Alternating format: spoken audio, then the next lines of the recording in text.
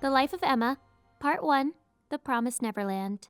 Emma is the main protagonist of The Promised Neverland. Caring and extroverted, Emma often proves herself to be one of the most reliable orphans and is often seen surrounded and looked up to by friends. She is known for her incredible ability to learn, her capable athleticism, and her ample optimism. Being one of the smartest children living in the Gracefield house, Emma is considered as one of Gracefield House's 3 premium quality goods, along with friends Norman and Ray. After her success escaping Gracefield alongside Ray and 13 other orphans, Emma seeks to find William Minerva, whom she believes can grant her and her friends the liberty to live a safe and peaceful life away from the demons. Welcome to the Amagi! In today's video, we're going over the life of Emma, up until the end of the Goldy Pond battle arc. Before we begin, we publish a new video every day, so be sure to subscribe to our channel and ring the bell to get notified about our latest videos. But first, I want to thank Raid Shadow Legends for sponsoring today's video. If you're a fan of video games with massive lore to cover, you already might have heard of Raid. But for those of you who haven't,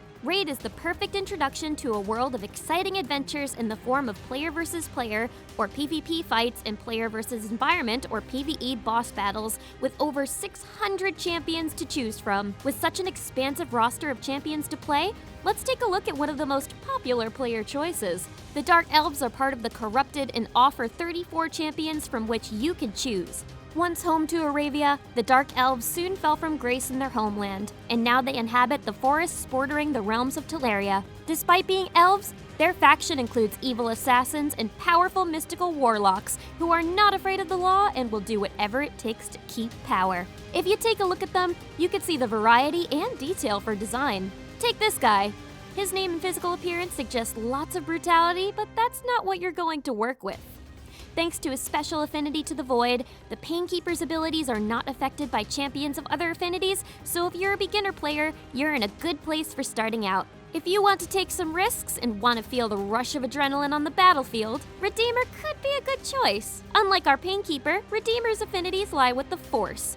No, not Star Wars. And she uses poison to deal opponents some serious damage. A great choice if you want to prove to your friends that you can use Force and be useful after all, even with no muscles being necessary. And this month, Raid's got a non-stop schedule of special events and activities, including an absolutely jam-packed Halloween lineup towards the end of the month. We're talking big rewards, tournaments against other players, special fragment events to get some brand new legendary champions, including one very spooky Halloween champion, and much more. Raid's bigger, busier, and better than ever. And there are some giant updates coming very, very soon. So there's really never been a better time to get started.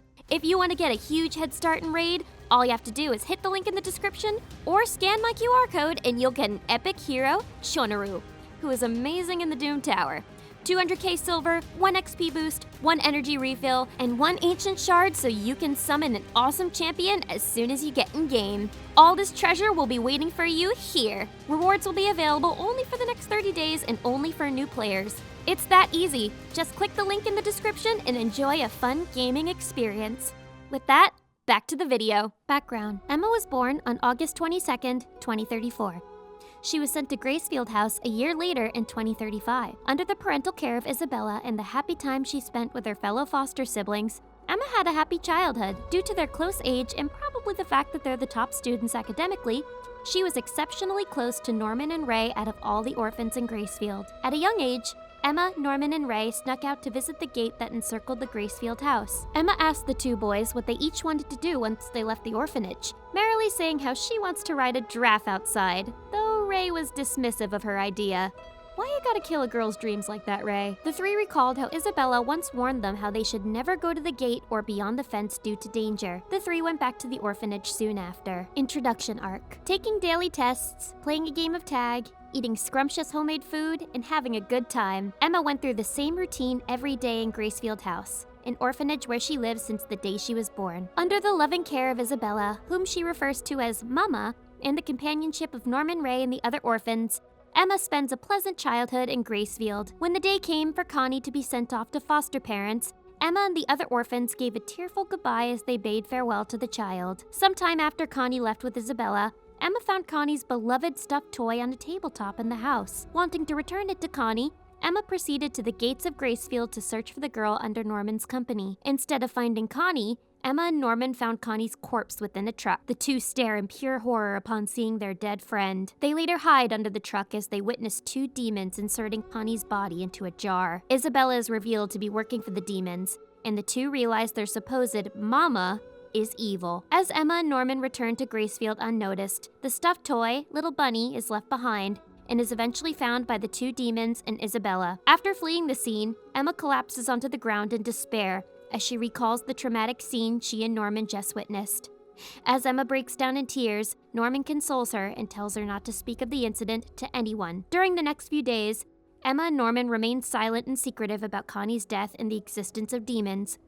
They put on an innocent and childlike facade whenever they interact with Isabella, who begins to suspect the two. With the introverted yet intelligent Ray, the three begin to devise an escape plan to rescue the orphans from Isabella and the demons' clutches. Emma wants to save every single orphan, which greatly bothers Ray as he views her goal to be impossible to achieve. The three learn and gather every possible information they could get about the outside world to aid in their eventual escape. Isabella eventually gets Crone appointed as Gracefield's second caretaker as the orphan's sister, an additional obstacle for Emma, Norman, and Ray to deal with. Unsurprisingly, Sister Crone tries to get in the way of the trio, much to their dismay. Jailbreak Arc. Emma, Norman, and Ray eventually recruit Dawn and Gilda into the team as additional help and tell them about the secrets behind Gracefield, Isabella, and the existence of demons. Along the way, the five face obstacles and issues while working together, such as the interference of Isabella and Crone, suspicions of Gilda being on the enemy side, Ray's double-crossing, and Dawn's unhappiness towards the limited trust Emma, Norman, and Ray have on him and Gilda, for they did not tell him the entirety of their plan and the motives to him. When Emma and her team finally manage to put Ray's escape plan into work, it's foiled by Isabella. She fractures Emma's leg and reveals that Norman will be the next to suffer the same fate as Connie,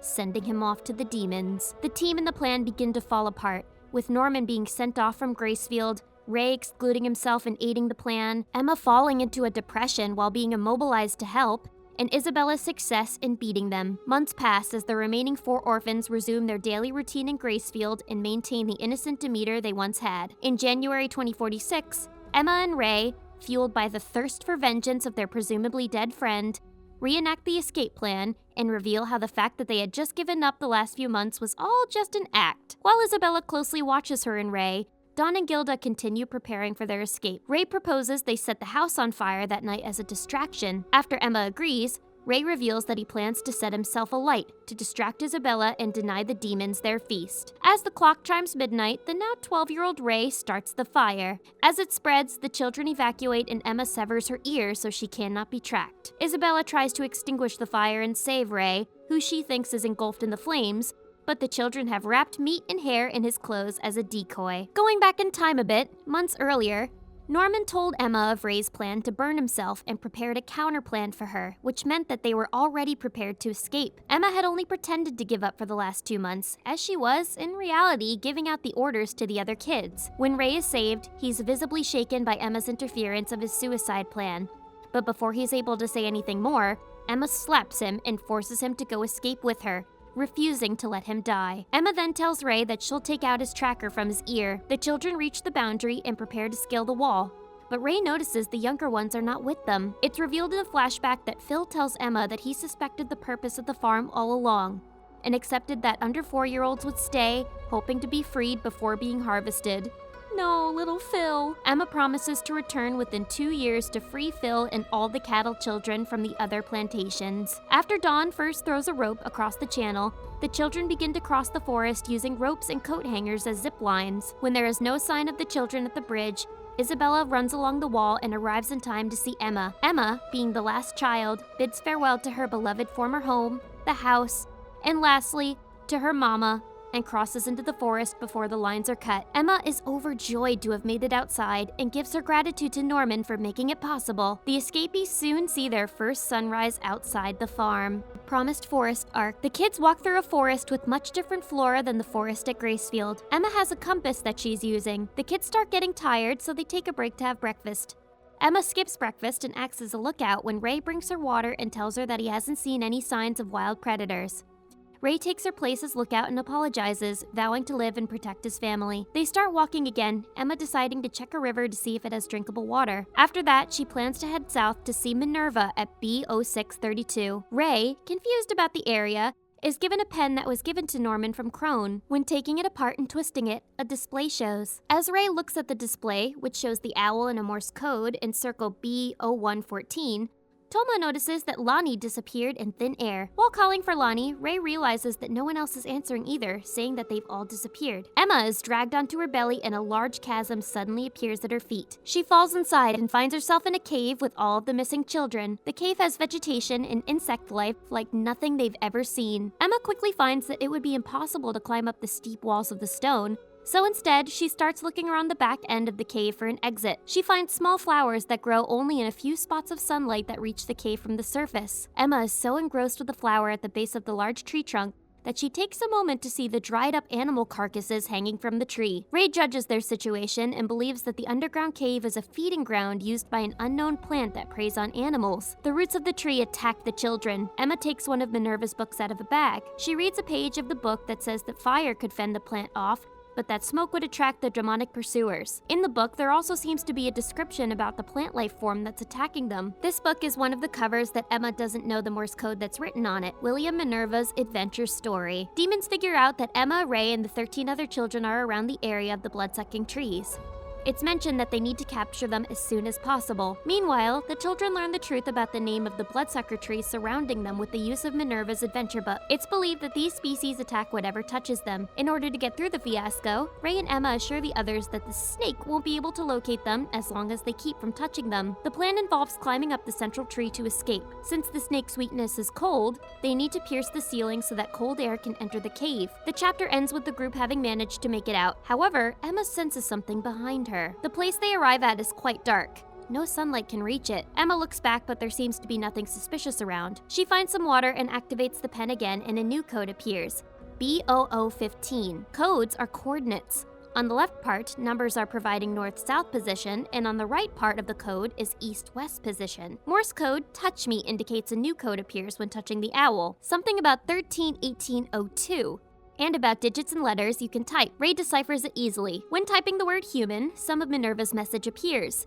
His message: if you need any assistance, contact me. My current position is B0632. They suddenly sense a presence and hide the pen. A demon appears and assaults the children and destroys the trees. They realize that this demon is likely not one from the plant. Children are used to playing tag and have been trained well thanks to Don's directions, and it seems they managed to stay at a certain distance. However, because of their fatigue, Ray thinks that they eventually could be caught if they don't do anything, so he plans to trap the demon in the earlier Roots cave, but suddenly the head of the demon is severed. When Ray looks back, there's another demon with a sword chasing them. One of the beast-like demons smells that none of the children have been eaten yet. Because of the demon's report, Ray knows that Emma and company are safe. He seemingly shows himself in front of the demons. The humanoid demon gives a kind of signal, and a bunch of demons appear and pursue Ray. Ray tries to divert their attention so as to make Emma and company safe, but Emma hears the signal and knows that he's being pursued. Emma entrusts the children to Don and Gilda and runs towards Ray's location. Emma ends up collapsing due to the blood loss from her ear mutilation. A mysterious girl wearing a plant cloth appears and seems to want the children to follow her. The mysterious person blinds the demon with something like smoke. This intervention upsets the demons. Ray passes out while wondering if this guy could possibly be Minerva. He wakes up in a cave and finds Emma beside him. The mysterious girl appears. She seems happy that Emma is better, and she leads them to the other children. Ray asks who she is. Her name is Mujika. Ray asks her if she is or if she knows Minerva, but she doesn't know anything about him. Ray thanks her for the help and asks her, why are some demons helping out the food? That's when Sanju appears. Emma is worried about the other children and whether or not they've been eaten. According to Sanju, they found them by chance, as seemingly Mujika was looking for him, and he got lost. Emma runs to the back of the cave to check if the other children are okay. She finds them preparing meals like they used to do at Gracefield. They were relieved to see Emma. Sanju and Mujika join them and remove their hoods. Their faces are different from human faces.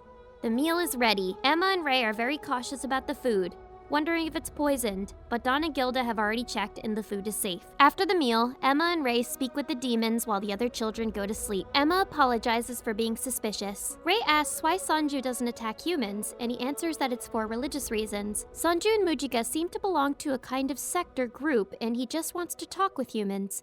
Emma eventually asks them what's happened to this world. According to Sanju, it seems that the world has been like this for quite some time. Rei's wondering if they're possibly not from Earth, or if they're not in 2046. But Sanju confirms that they are indeed in the Earth, and it is 2046. Sanju begins to tell the story. Demons were not initially running farms and eating humans.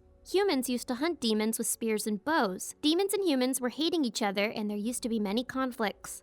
One day, humans made an offer. They proposed to demons to stop hunting humans, and conversely. They also proposed to divide the world into two places, one for demons and one for humans. The demons who promised not to hunt humans anymore used the remaining humans for farming, and so on. Around 1,000 years have passed since this agreement. The story gives Emma and Rei high hopes to find the human living part of the world, but Sanju explains that it's impossible to cross the border between the two worlds. You can neither enter nor get out from each of the worlds, seemingly. Emma thanks him and says that she'll find a way home because everything they got in the Gracefield house was from the human world. Emma believes that Minerva is the only person that can travel between the two worlds. Emma and Rei swear that they will find William and escape this world. Rei's pursuers find the message he's left in the tree he's hiding at, but they can't decipher it. However, their conquest is not futile since it's made their suspicions about the 15 escaped orphans being alive and well. Meanwhile, Sanju and Mujika are helping them to escape the forest by traversing an unknown path underneath the forest. Someone asks them if they live in the forest, but they immediately answer that they're travelers, hence that there's no need to settle at one place. Emma's plan is finally exposed in this chapter. She plans to meet Minerva in order to learn how to cross the border between the two worlds. If it's possible, she plans to bring back Phil and the other children in the Gracefield house, and then cross the border to the human side. The first step is clear, since it involves going to a place under the coordinates B0632 in Minerva's pen. However, Gilda and the others are aware that won't be easy, but still, Emma tries to encourage them. While walking, Gilda and Dawn express their concerns to Emma and Rei for being too reckless in their actions for the sake of protecting others. Their worries are justified, since when Emma collapsed, nobody was aware that she was already feeling sick moments beforehand. Also, this is because Rei made himself a decoy. It's the third day of the children's trip through the forest, and they share a good meal made with the help of Rei and Mujika's instructions. Emma smiles, happy at the fact that they're sharing a good meal together. Later, Sanju tells the group to head south next. After leaving the forest from the northern side, travel around it, because southeast passes through the more wild demon territory. The way they've set out, according to Sanju, has no demons and is just wilderness. The journey to the end of the forest should take about 5 days, and the children will take another day to reach their destination. For the moment, the two demons offer to teach them essential knowledge and skills to help them survive on their own. The other kids are taught how to cook, whereas Emma learns archery. Sanju goes to check out the area around since they'll have to cross it later, and Emma asks to go with him to get a look at the situation too, to which he accepts. From what they see, the river seems simple enough to traverse, so the demons after them are the problem. However, they don't seem to be there. He notices quickly that Emma did not ask to go out just for a change of pace, and she wants something more. Emma then reveals that she wants him to teach her how to hunt in order to take a life. Emma mentions that for the past 3 days they have been taught the correct plants to eat, ones that can be used for medicinal purposes, and how to use a bow and spear, but she's never killed a living thing before. She believes it's important that she learns it so she can make it into food. Later, using her bow and arrow, she shoots down a bird from the sky. She touches the dying animal, sadly commenting that it's still warm and still alive. Sanju tells her that the next step is the Gupna ritual, and pulls out the flower that she saw stabbed in Connie's chest in Chapter 1. Sanju explains that it is a vampire weed called Vita, which is used in the Gupna ceremony to present their foods to the gods for it to be acceptable to eat. If it is acceptable, the flower will bloom. Emma is told to pierce the bird's chest with it, saying that it will also help with the bleeding. Emma is saddened by this, asking if one has to do that while their prey is still alive. Sanju says the blood will not drain properly if it's not done. He reassures her that it's fine because the bird is unconscious and therefore will not feel any pain. He asks if Emma has seen it before, to which Emma answers yes, and feels worse knowing that Vita was pierced inside all that died from the Gracefield house, including Norman, which makes her convulse. She hopes that the bird does not have any horrid memories of fear and pain. Sanju says that the Gupna shall not be done without respect and tells her to be at ease as he believes her deceased brothers and sisters are not weighted by the painful experiences. Emma says that it's good, but still hesitates, putting the flower down. Sanju asks if she wants to stop, but she says that it's fine and pierces the chest of the bird. Emma thinks to herself that this is necessary as the only way for them to live is to eat, so that they won't be eaten themselves. Sanju asks her if something is wrong, to which she dismisses the question, giving a small smile into the distance. The chapter ends with Rei scolding Emma for trying to do things alone again. After, the kids happily get ready to make a great meal again. Tomorrow they cross the river. the journey through the forest will end soon. Emma asks Sonju if there are any more human runaways like them, and if he may have heard of them. Ray infers that since there are many more plantations, William Minerva may have left hidden instructions for them like the ones they found.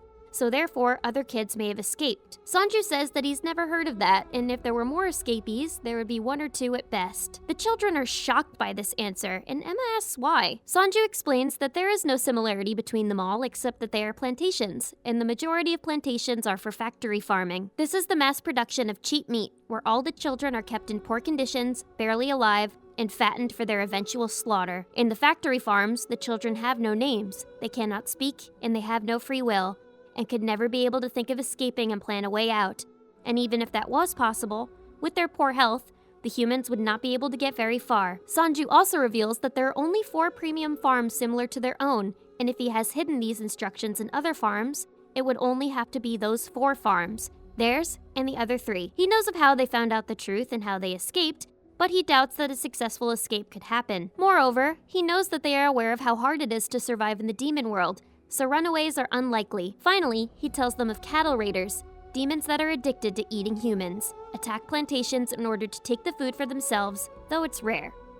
That is all the knowledge he has, and he concludes saying that there are no humans around that are comparable to them in intelligence and knowledge. These are the facts, or at least the extent of the 2 demons' knowledge. Later, Emma is approached by Mujika, who asks if she is fine after Soju's disappointing revelations. Emma says that it's fine, and that even though what was revealed was a shock, they will be able to find a way to secure a new place and recruit more people to help them. She does not want to sit around and do nothing all day. Mujika is surprised by her sudden change in mood, and Emma asks if she wants to see her family, as she shows happy pictures of the children that they left behind before getting to Norman. She never wants to forget her promise to him to never give up, to never lose another child, and to free them all. She says that she's aware it will be a difficult task, and that they have no plan, but she will do whatever it takes to overcome all those obstacles in their way and to do the impossible. As Mujika smiles, she thinks that it's not the fact that her motivation has always been in her, but actually that she has no choice but to embrace it.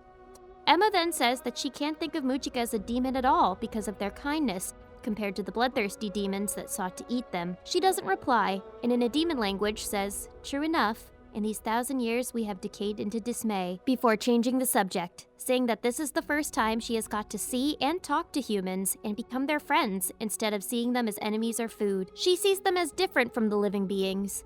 Mujika is happy to have met Emma and the children, and Emma returns the feelings. It is now the 6th day of their journey to BO 632, and the children finally reach the outside of the forest. Dawn, Dominic, Chris, and Mark admire the immense size of the land ahead. Sonju tells them that if they keep heading south, they will reach BO 632, meaning that now the kids will have to part from the demons. The younger orphans are upset by this and want to stay with them and Mujika longer, but Ray tells them to stay strong and that they have places to be at as well. They have to be strong enough to survive on their own. Sonju reassures Ray that they will not be running into any demons as long as they stay out in this area and will be able to meet with William Minerva if things go to plan. The children lighten up hearing the news. Sonju then commends the children to never go back into the forest or go near any body of water to the frantic salutes of Nat, Toma, and Lanyon, and Mujika smiling at this interaction. He tells the other children to stay safe, and Ray thanks him. Mujika shares a hug with Gilda and tells them to stay well, and Anna shares the feeling too. Mujika then approaches Emma. As she holds her hands, she gives her an amulet, saying that it's a good luck charm that is sure to keep them all safe. She then comes closer to her and whispers for Emma to look for the 7 walls,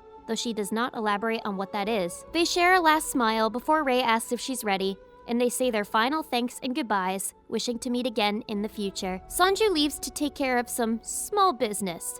Mujika pries, but Sonju dismisses it, saying that he'll be back shortly. But before he leaves, he asks what she told Emma before they left. She lies, saying that she just told her goodbye. Sonju accepts this answer for now and leaves to eliminate some pests, whatever that means. Mujika thinks to herself, revealing that Emma is heading for a future that he does not want and that the group will definitely make it. Emma knows that there is more than one promise. We now go back to the kids, who are heading the right direction of BO 632. Dawn is a bit worried, as there is only rock and barren land. Emma is confident in meeting William Minerva, finding out how to travel to and from the human and demon world. To save Phil and the other orphans, she wants to also work hard for the orphans that they lost. Ray asks where they are, and Emma checks the pen, showing that they're on BO632. All of them are shocked to find out that the area BO632 is nothing but barren land. Emma wonders what they should do, as BO632 is really just barren land. Gilda asks what this means as Toma and Don start to panic. Ray asks Nat if he can see anyone in the area, and Nat, using his binoculars, still manages to come short. Some of the younger orphans start to panic and ask if Minerva is not actually here after all, and why. After they have a short, panic-stricken outburst,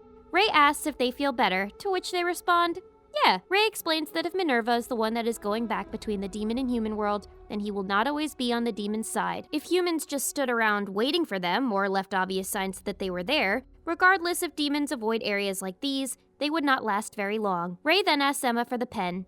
He says that yesterday he found the next part of the data in the pen, which goes on after what they had already seen. Gilda asks what the next part shows, and Ray says that nothing was shown. But to be more precise, there was nothing that he could see. He says that he couldn't access the rest of the data, and no matter how many times he tried to put in the right answer, he could not see as far as Minerva's message from before. When Norman did not leave Emma clear instructions to memorize the message, he wondered if that extra information was something they would only need once out in the field. But that was wrong, as Norman could not access new information in the house. His prediction is that the pen will only show the next part of the message once it is brought to a certain location. Emma puts 2 and 2 together and realizes that the next part will be revealed if the pen is brought to their destination, BO632. Ray tests this and it is successful.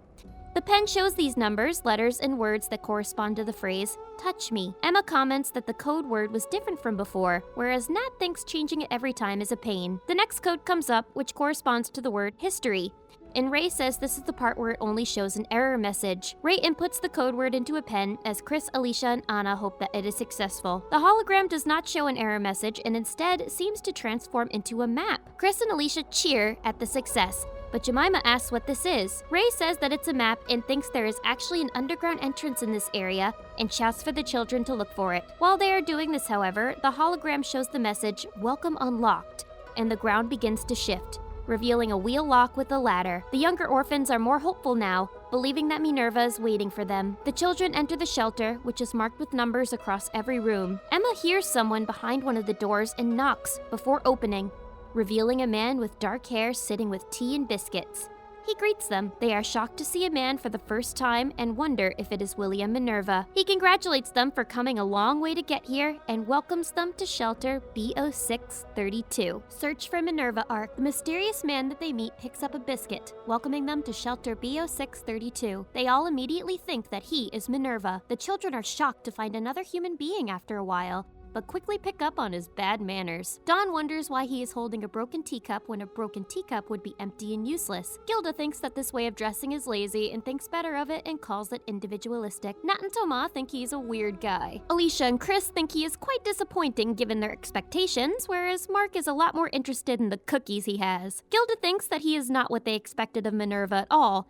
She and Anna wonder if it really is him. Ray stays silent. Emma finally asks if he is Minerva, and the man says no. He smiles and says that it's too bad that he's not William Minerva. Ray asks him to call Minerva, and he responds saying that he's not there. The man says it's a shame as there are no Minervas in the shelter either. Alicia and Chris break into another panic like in the last chapter, and Ray tells them to calm down. Ray speaks to the man again. He says that he does not know who Minerva is, and asks if he knows where he is. He does not give his name and says that he is their senior, pulling out an identical pen to Emma's. They wonder if he is from the same house, but he says he's not. He pulls up his shirt to show a code on his abdomen, reading ETR3M8, and explains that he came from a plantation called Glory Bell and escaped it 13 years ago with his friends, thanks to the pen from Minerva. Some of the children take a liking to him as he is in the same position as them. He says that he is the same as them and came here while searching for Minerva, but when he reached the shelter, Minerva was nowhere to be found. After waiting for a long time, he decided to live there. He says that despite Minerva being a liar,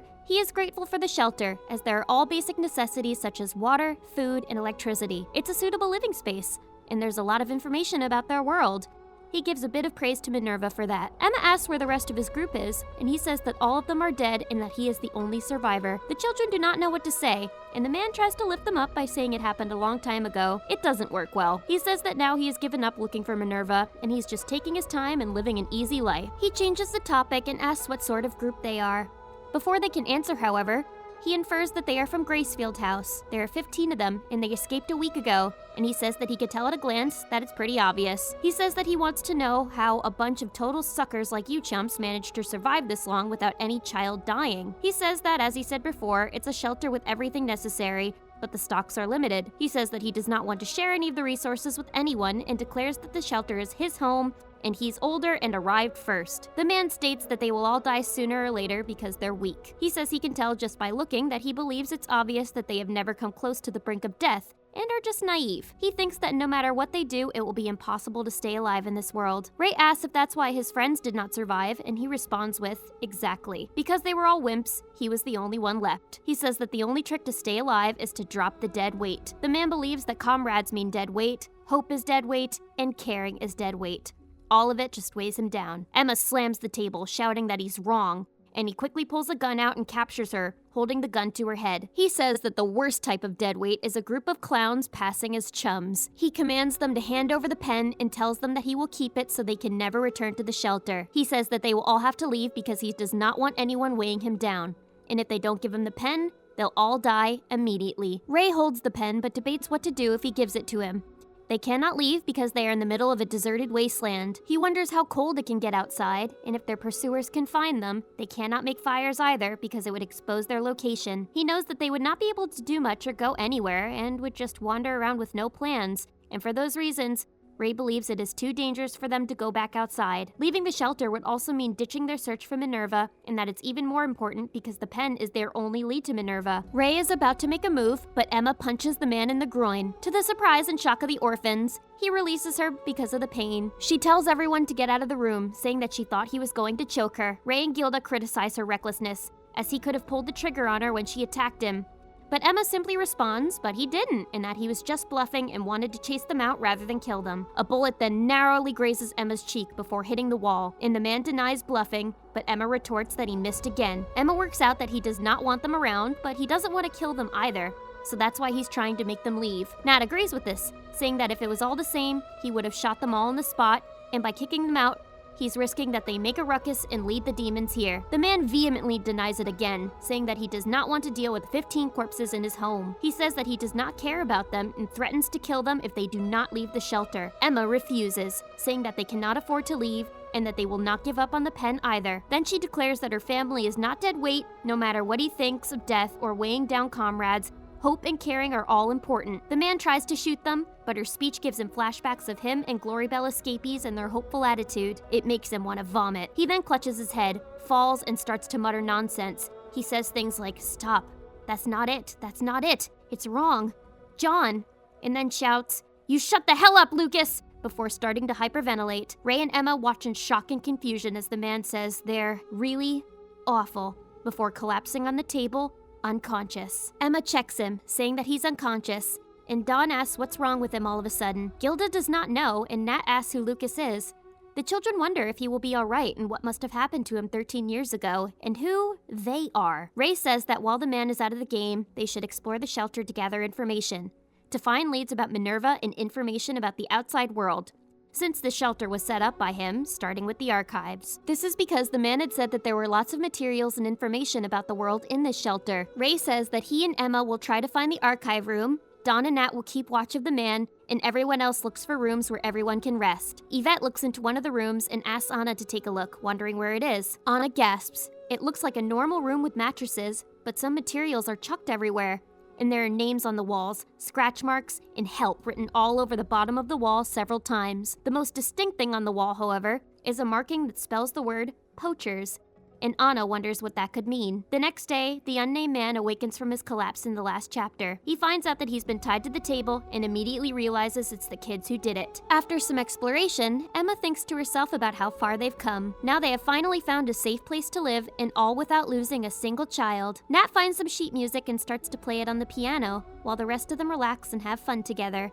The first time in a while. Emma says that Phil and the other kids that were left behind deserve to know of the happy shelter, and that they must all go together to the human world. She longs to meet the kids again, and Norman. Ray does not respond to the last part. but he says that they will meet Phil and the others one day, and that's why they're looking for more leads. Emma agrees, saying that they have already found the archive room and that they should start by looking for Minerva. She knows that the keys to finding him must be hidden among the old documents, and with the man in the shelter, who is seen coming out with a knife. The unnamed man awakens again after passing out in front of the kids previously, and is mad that Emma managed to thwart his plan to get rid of the kids by punching him in the groin, which he did not expect at all. He finds that the cookies have been stolen too, and he cannot get out of the room due to a bar between his door and the wall. However, he is unfazed as he grabs a knife, stating that they're playing with grown-ups now. Meanwhile, Emma and Ray are with Dawn, Gilda, Nat, Toma, Lanian, Jemima, and Anna. Ray says that now they have to figure out what to do now that they've secured their own safe place. More specifically, how to get the remaining Gracefield children out of the house and after to cross the human world.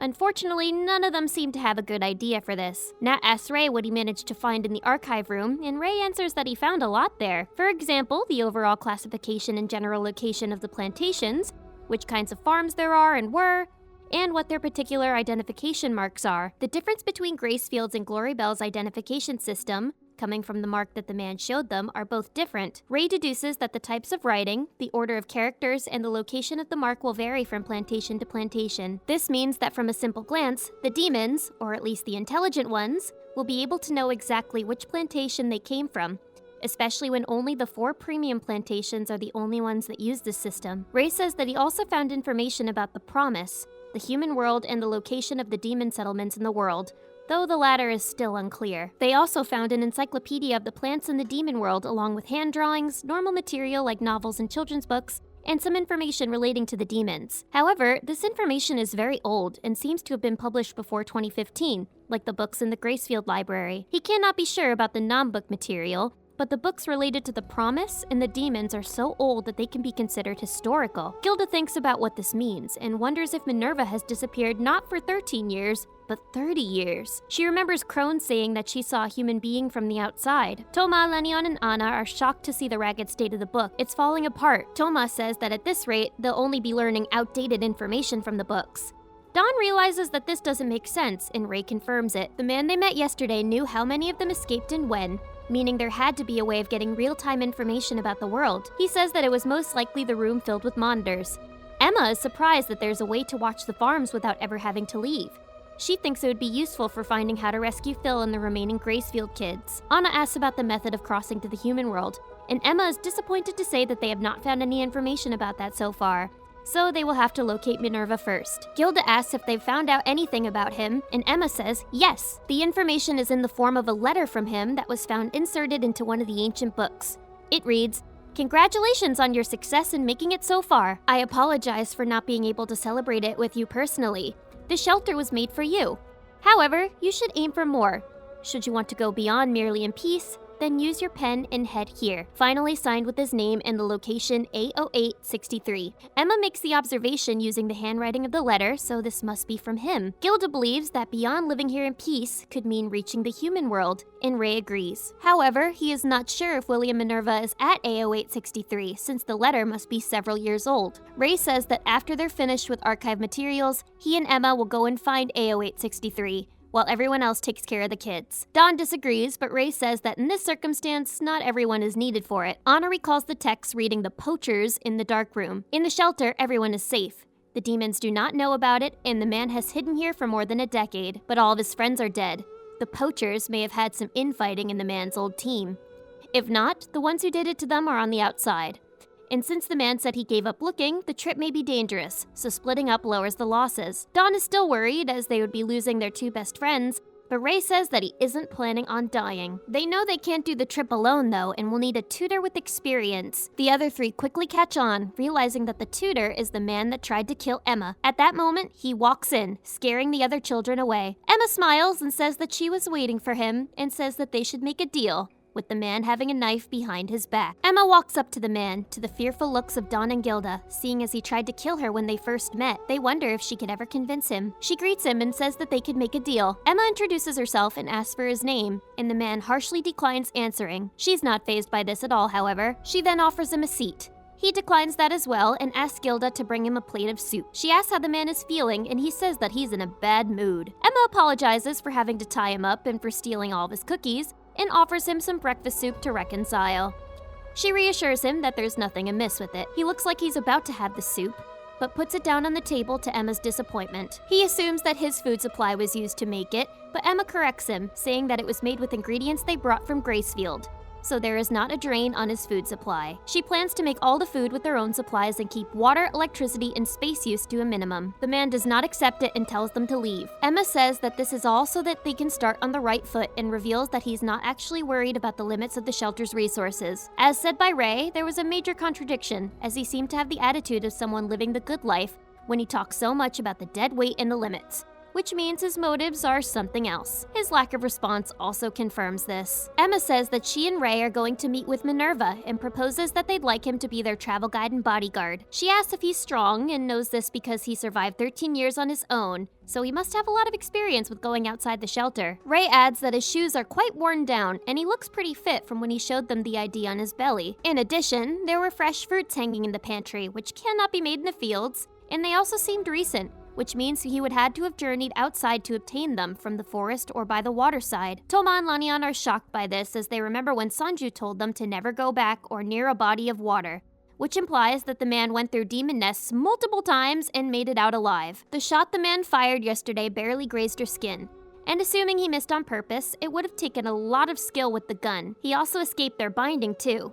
He's not stupid. Emma pulls out the letter she looked through before and says that it was found unsealed. The man and his friends must have tried to find Minerva as well. She and Ray want to try, and they want his help because he has strength and experience surviving in the demon world. The man refuses with a smirk, saying why he should care and tells them to get out of the shelter. Emma reaffirms that they will, and when they find Minerva and return safely, her and all the other children will leave the shelter at once. The man sighs, exasperated that they think the offer will get him to risk his life going out and protecting Emma and Ray. Emma brings up that he wanted them to leave, and he agrees, but says it's a lot easier to just kill them right now. Emma asks if he can do it, and says when he makes up his mind, he doesn't look back. Ray brings out the man's gun, and the man thinks he's going to shoot him, and tries to talk him out of it. Ray says that he's not going to kill him, and he was just returning his gun, of course. The bullets have been removed. Instead, he pulls out a small switch, which the man scaredly recognizes. They found it yesterday when searching the archive room, and Ray lost sleep trying to fix it as the wiring was cut. The switch is an emergency self-destruct device. Emma says that they're going to make a deal or else they'll blow up the whole shelter. It's a bit extreme. She knows that the shelter is important to him in more ways than just being a suitable living space. He will not be able to have tea parties anymore if the shelter is destroyed. The man wonders how they even know and if they are insane. She adds that if they're going to die according to him, why not just destroy the whole place? The man feels cornered at this moment and thinks something is wrong with them when they manage to find and make the self-destruction system operational in a single day. He contemplates trying to turn the tables since he has plenty of opening. However, taking them out to A8B36 is easier and more fun. He agrees to their deal. Chris says that he cannot let them die, to which the man tells him to shut up. He says that he will help them go and search for Minerva, but refuses to guard them as he doesn't want to put his life on the line for them. Emma agrees to this as well and asks for his name. He refuses to tell her again and calls her Antenna Kid, to her shock, and Ray tries to hold in a laugh. The man says that he has no intentions of getting close with them and tells them to stay out of his sight. Emma accepts this result and says, "Pleased to meet you then, dear man with no name." The man refuses to act buddy-buddy with the children and gives them all nicknames. Emma's is Antenna. None of them seem to be impressed with their nicknames, save for Nat, who's proud of his nose finally being acknowledged. Ray quickly catches on that he's doing this in order to remain detached like he used to be. The man talks to the younger kids and he tells them rules for the shelter and says that any of the rules are broken, they will die. To which Alicia threatens to drop his precious broken mug. Ray says he finally knows what to do and he realizes there are plenty of things they can use to get him to do as they say, such as the switch. Gilda is rather annoyed, not agreeing with Alicia taking part in Ray's experiments. She says that she won't do it again as everything is important to the man. Ray says that they've managed to get the man to go with them to AO836, and that the rescuing of the remaining Gracefield children and the escape to the human world needs to be completed within 2 years. They're not sure if Minerva is there, so they cannot waste any time. The man is their only valuable asset when it comes to going to their destination, and will also double as a learning opportunity since he's managed to go outside and survive for 13 years. Gilda still feels worried, She thinks that there's a possibility for him to agree and then wait for a chance to strike. Ray agrees, saying that it's natural he'd think that way, but it's fine. There's nothing more they can do. They do not know anything about the man's true motives, so they'll try to gather intelligence. Emma doesn't like this, due to the fact that they could all just help each other, seeing as he's an escapee like them. Ray counters that he was the one who tried to get violent with them without telling them anything, even making the departure day soon. They have 3 days to learn as much as they can and prepare, and they head out on the 4th day, 1 day until the departure remains. The man is standing on the room with the poachers marked on it. Emma enters, asking him what a poacher is. He tells her to stay out of his sight and stop wandering around.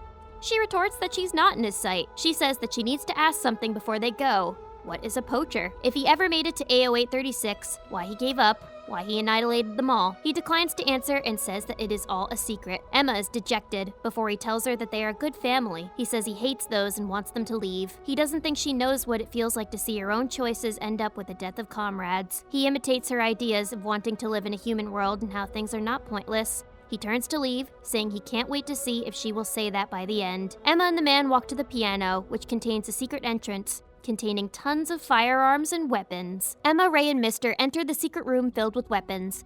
Ray wonders if Minerva had even prepared weapons for the children to use too. Mr. explains that he had come across the mechanism that revealed the room by accident, so it was not meant to be found easily. Emma asks why Minerva would prepare this, and the man does not seem bothered by that. Ray notes that there are guns, knives, shields, and bombs. Many options. The man asks them to choose their weapons. He makes it clear that he does not care what the weaponry does or who it is for. He says that where they are going to is different from where they are, or the forest near the farms, because now they are heading to where they, the wild demons, live. With or without weapons, they will die when they die, but they will be able to put up a fight if they have weapons. The man says he will not save them, so they should choose anything they think will help them to survive. Mr. hands Emma a gun, which feels rather heavy for her. Ray asks what she wants to do.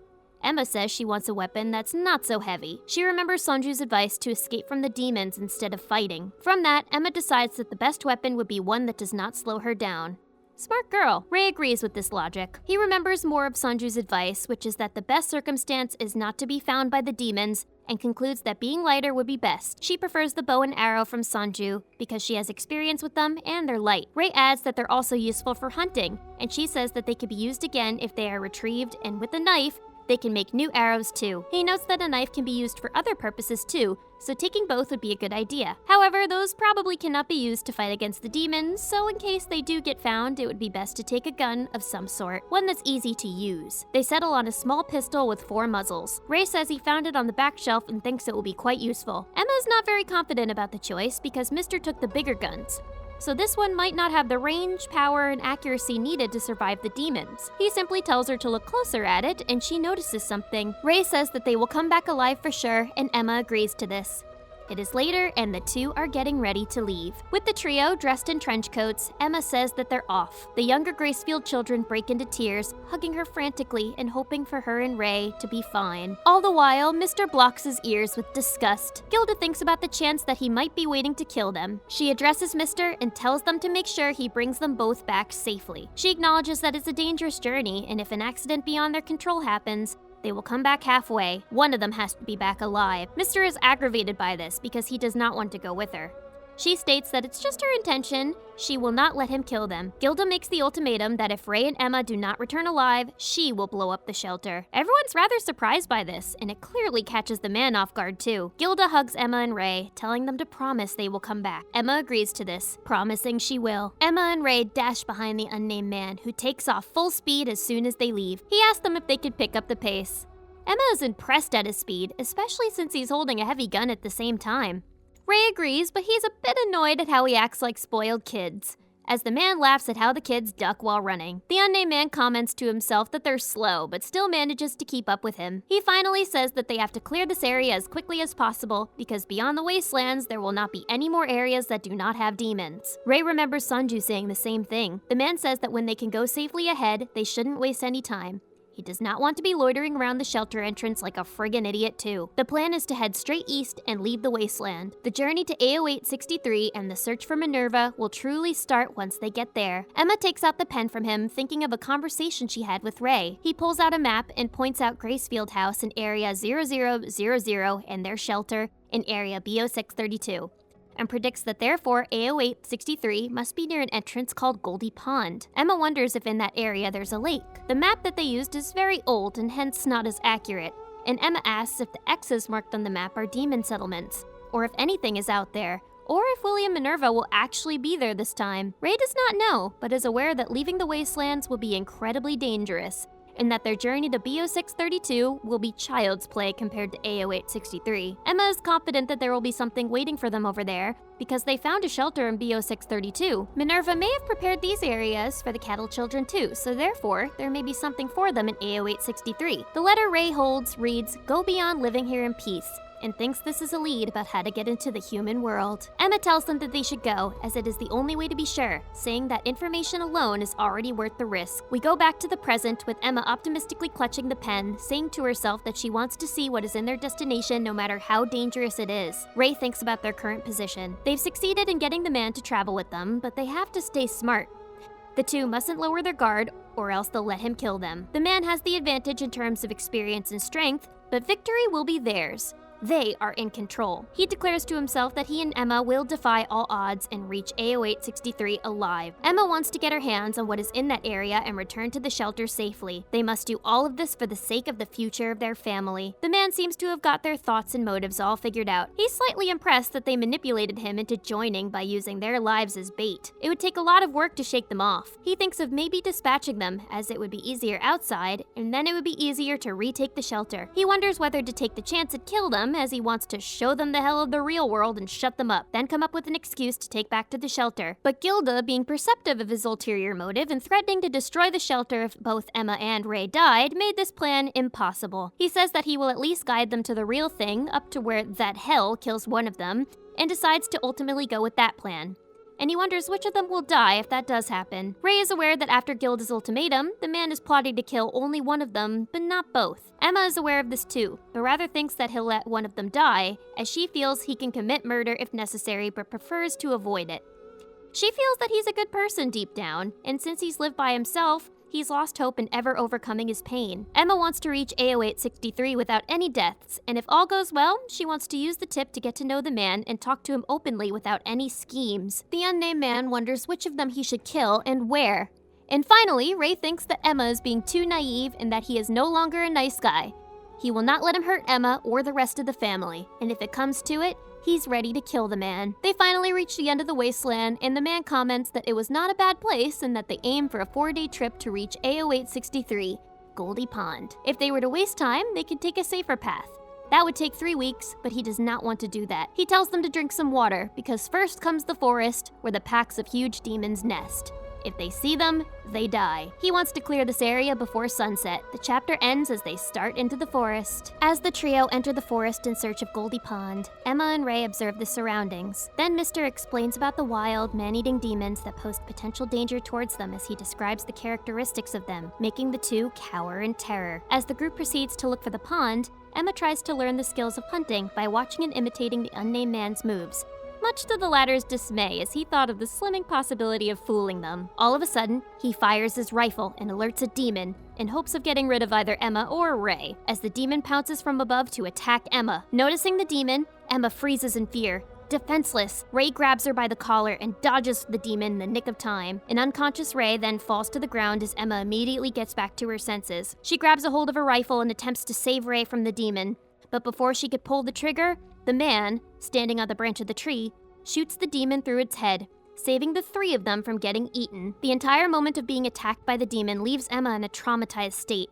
as she questions whether Ray is alive or not, and the latter proceeds to check on her. The two are later greeted by the amused man as he climbs down from the tree and mocks the two's inability to protect themselves from the demon. In spite of the man's mockery, Emma thanks him for saving her. Emma and Ray assume the demon is dead, but the man corrects them, explaining how the demon is invulnerable to his attack. The shot demon later rises from the ground as it lets out a scream to signal its surrounding allies. As the trio stand atop of a tree, surrounded by a pack of demons, the man expresses how their lives are in the hands of his and challenges the two to see who will survive in the end. The man smiles down at the sight of the wild demons, calling it a superb view, while Ray and Emma look tense.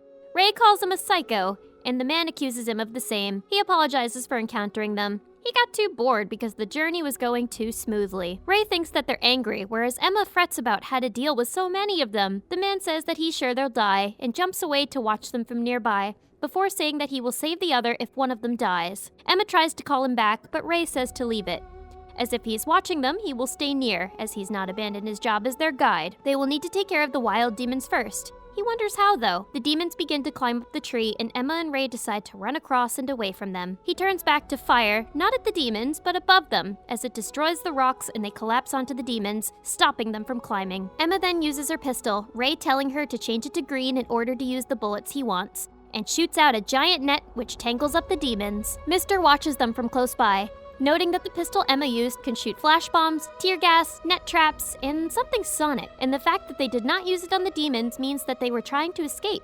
He does not think that this was such a bad plan. However, it does not stop them. Emma looks back to see the demons eating each other in order to escape, and starts to come after them again while the other demons are regenerating. The man says that there's no use in the plan, as their skills will not prove enough. He is completely unaware that a demon is about to eat him from behind, but he easily takes it out, saying that their plan wouldn't work unless they can kill the demons. Otherwise, they're just wasting bullets. Ray knows this as well, as he notes that he used nearly half of his supply of bullets already. No matter how much he shoots, they regenerate over and over and change their shape as well. He refers to them as indestructible monsters, but quickly realizes that he's wrong and that demons can be killed, even with the weapons from 1,000 years ago. He realized this during Sunju's teaching about the history of humans and demons, which means they have a way to kill too. He thinks of a way how. Chopping off their heads wouldn't work. Even Mr. wouldn't be able to do it. Ray tries to remember how Sunju killed the demons before and gets grabbed by one of the demons in the process. But at that moment, he realizes how to do it from simply the appearances of the one he's seen, their eyes, and notes that's why they wear masks. The man certainly thinks he will die there. Ray shouts for Emma to shoot the demon in the eye with her bow and arrow. Mr. is caught off guard by this, since he did not tell them that was the way. Emma does so successfully, and the demon screams before falling to the ground. It does not regenerate, and Ray uses this change to escape, saying that they will only fight back when necessary and run into a different territory of species. If they can't do that, then that means that they pit the two against each other. It will distract the demons from them, and after that, they can get out of this territory as planned. By night, they have managed to pull it off and are gasping in exhaustion. Mr. tells them good job and says that he did not think they would make it out on their own. Emma says that they are alive, and even though they're weaklings, they're still alive. The man says that she's right, but actually thinks she'll die soon, for sure. Ray thinks to himself again, they survived and have found a way to kill the demons. However, he missed several times, and killing them is hard. He used up another 19 shots, meaning he's down to only 33 bullets, and on the first day of their journey. Their goal is to get to Goldy Pond in 4 days, and with the return trip, they have at least 7 more days. 7 days and 33 shots. Sounds survivable. Mr. remembers his past with his friends as they venture out to one day travel to the human world. He wonders why he was the only one who came out alive. Though it's not revealed what caused all of his friends to die, he blames their deaths on himself. It's the 3rd day of the trio's journey to Goldy Pond, and Emma and Ray are ragged, whereas the man is still in high spirits. There are 2 more days to get there, but Emma feels extremely exhausted because they were attacked by demons in the middle of the night. Last night and the night before, she and Ray have been unable to get any sleep. Mr. thinks that the demon must have gotten lost from his pack, but at least there was just one of them. The two know how good he is with his adaptability to demon attacks, hiding, danger detecting, methods against the demons, shooting skills, and the like. Ray endeavors to steal as much of it from him as possible. They all eventually stumble across yet another demon. Later, they finally get away and have lunch. Emma remembers her telling Gilda she did not need any lunch, but Gilda does not believe it for a second. They eat, and Ray recounts his status. He has 25 bullets remaining and is doing a good job at saving them. They're making good progress. Emma is slowly getting the hang of running away. Emma and Ray manage to keep up with him throughout their journey. The man notes them as tenacious and did not expect them to get this far. They're on track as well. He cannot understand how they made such progress despite their age. He was just 16 when he went the same way. The two look worn out but still have fire in their eyes. It makes him feel nauseous, especially because of his dream. But soon he will decide which one to kill. Tomorrow. He will rid himself of one at Goldy Pond. He is going to kill that one, who we do not know yet. At night, they review their progress again. Currently, they're at AO 763, They will be set to reach AO863 sooner than expected, by tomorrow morning or noon. Ray is happy, but is suspicious that Mr. has not tried anything since his first trick on the first day. He doubts that he's given up yet. If he was going to try something, he would do it tomorrow at their destination. He's definitely been there before, and he knows 2 routes that are not on the map. He wonders what is at Goldy Pond and what he will do, but Ray knows that they will not fall for his scheme. As Ray and Emma make food, she wonders if the others are fine, even the Gracefield kids. Before they went on this journey, the man asked her if her decision was the right one.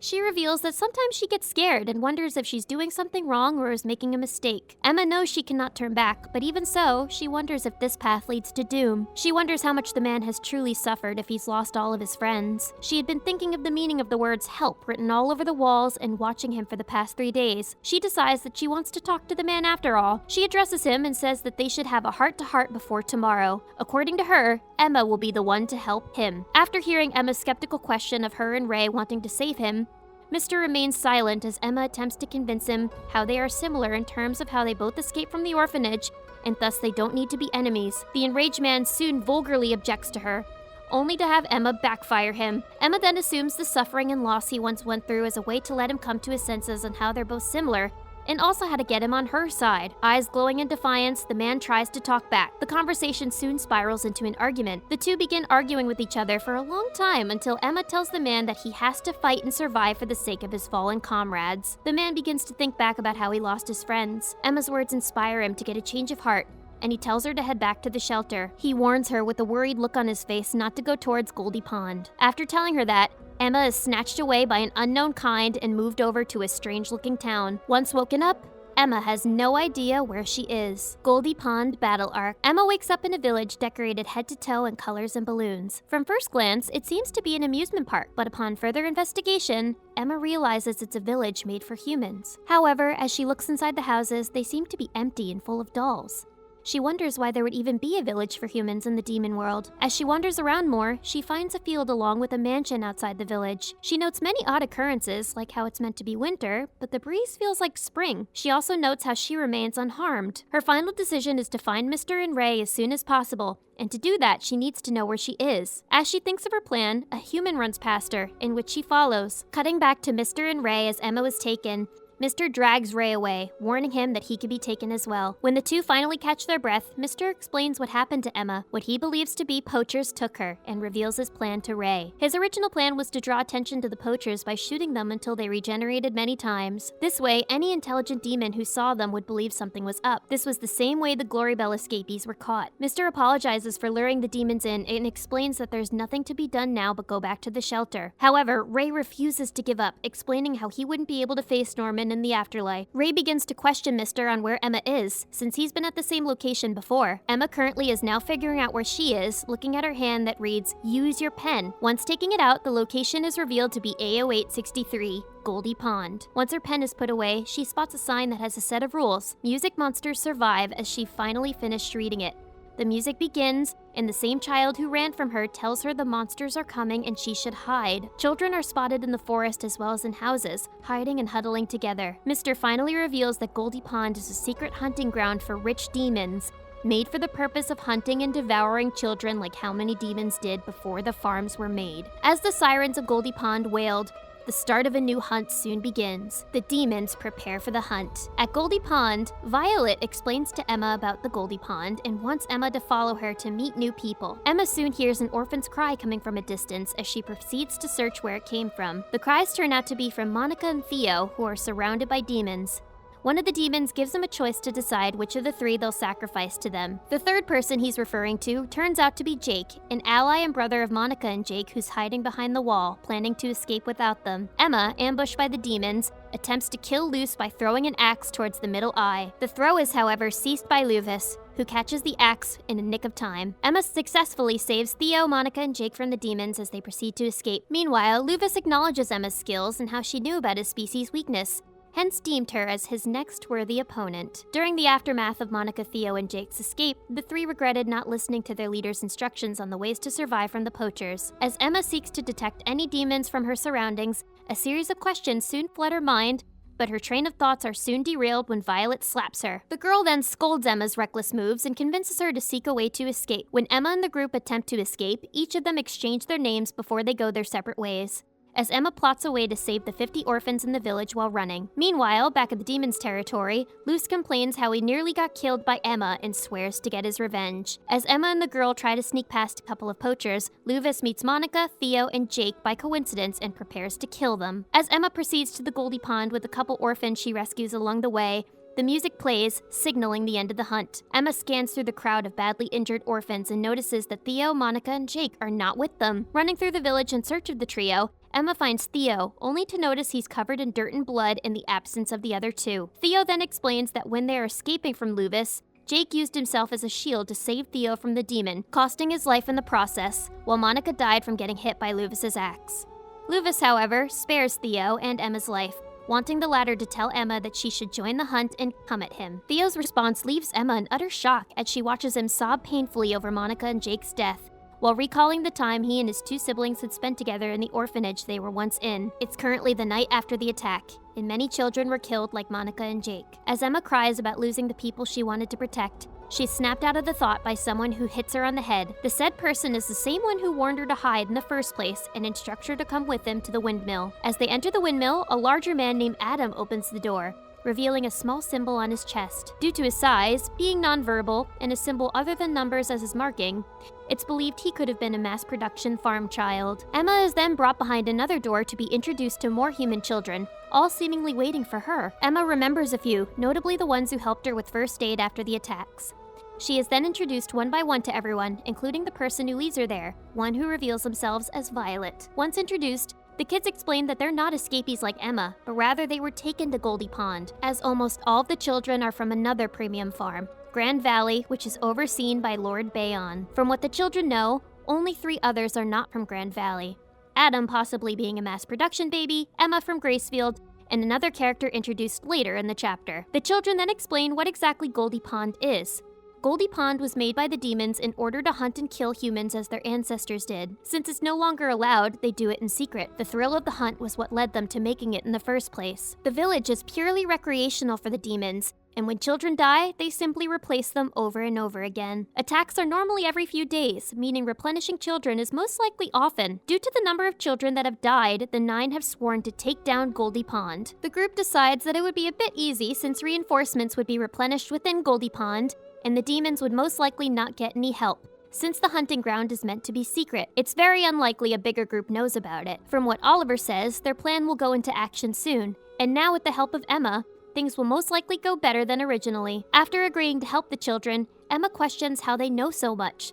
None of the other children other than Emma is an escapee, and only knows about this information because of personal experience in the outside world and teaching herself. The children then explain they got their information from another person, referencing them as him. He is the only adult in the village and is meant to be kept a secret since he doesn't exist anymore. Through a door, a fully grown adult with scars and marks on his face introduces himself as Lucas. Emma is quick to remember something from back in the BO632 bunker, seeing the name scribbled on the wall when investigating rooms. Lucas then proceeds to ask about her pen and asks to talk about Minerva with her. As Emma notices Lucas, she thought of how he might have connections with Mr., and hence questioned whether he knew him. A seemingly petrified Lucas then explains how he did not have the nerve to ask Emma about his old friend. When Emma simply nods, signaling the fact that the man is indeed alive, Lucas is saddened, and he breaks down into an emotional state. As the two settle down, Lucas shares with Emma about his past confrontation with the poachers, recalling back the events that had happened 13 years ago. After Lucas demanded his friend to escape,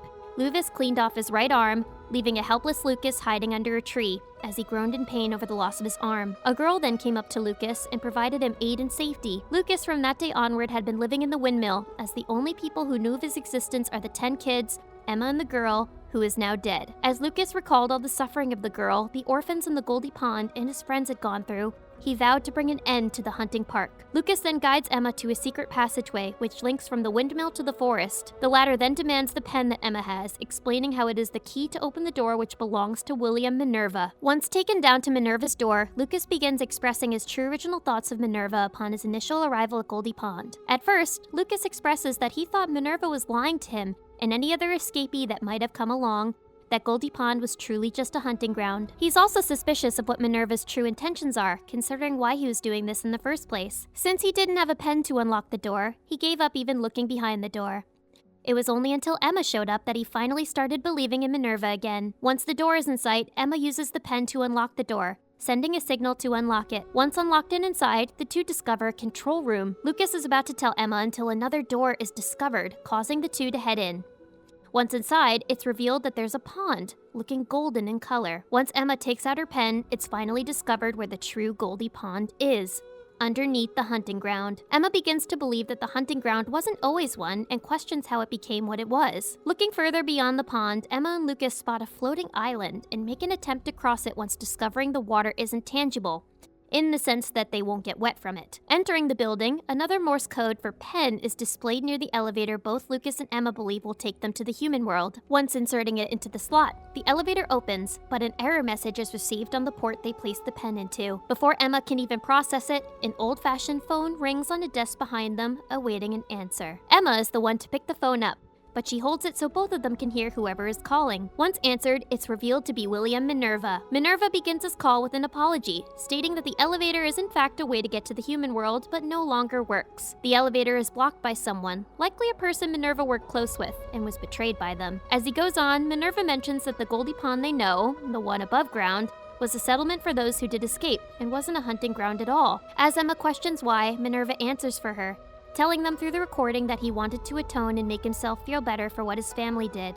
He is an ascendant of the Raytree clan, the same ones who made the promise. He was the 35th head at the time and couldn't stand the injustice the human children in the demon world were facing while the humans in the real world lived their lives normally. As a result, he began giving messages throughout the years as William Minerva, hoping some children would recognize them as Morse and escape the farms, eventually escaping to the settlement. However, since the person who betrayed him most likely knows of the settlement, he doubts it's in use as of now. The same person has his own clan after him, and is most likely dead by now. However, he leaves some hope by telling Emma and Lucas that there is more than one way to get to the human world. Rather than taking the elevator at Goldy Pond, the escapees can also use another path, the one specifically mentioned being Gracefield House, as well as other premium farms. Minerva claims that if anyone wants to escape, he'll send supporters to help retrieve the cattle children. If not, he offers that they find a way to change the promise, even going as far as saying it would be okay to restart the demon-human wars. A third option is suggested, however, being to find the 7 walls. As a final note, he congratulates the escapees for finding him,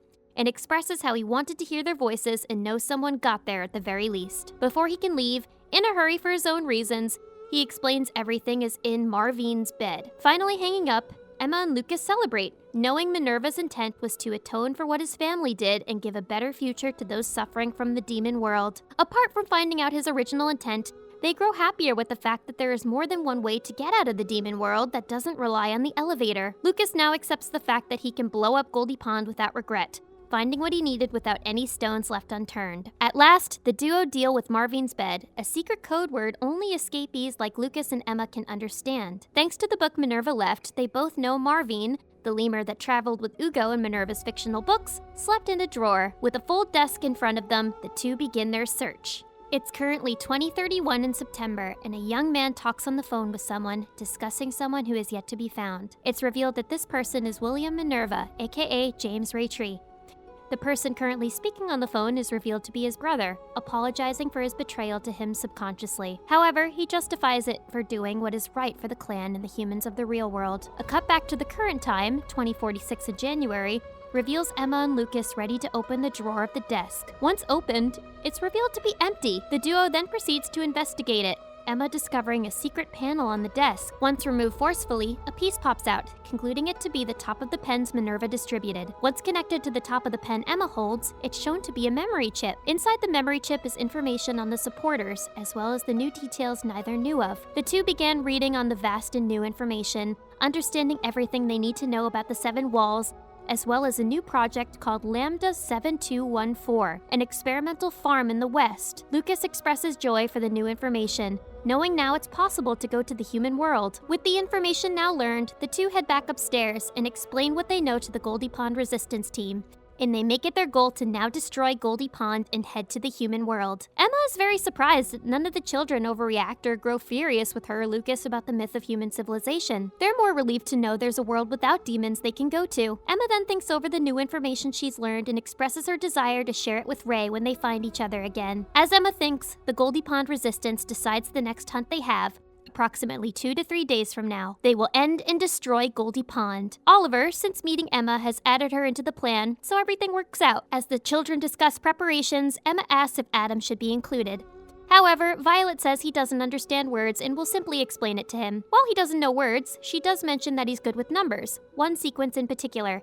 22194. Emma goes over the information she's been taught about the children who are not from Grand Valley. From what she knows, 3 out of all the children are not from the farm. Emma being a Gracefield escapee, Lucas being a Glorybell escapee, and Adam, who no one knows about. Someone, most likely Violet, says that no one knows where he even came from. The symbol on his chest indicates that he could be from a mass production farm, but the symbol wasn't shown in the books about them. Emma then recollects information about the new farm in the west, and concludes that he could be from the farm there. The next panel cuts back to Adam, chanting 22194 again. To be continued. Did you enjoy our video? Be sure to check out these other great videos from the Amagi, and make sure to subscribe and ring the bell to be notified about our latest videos.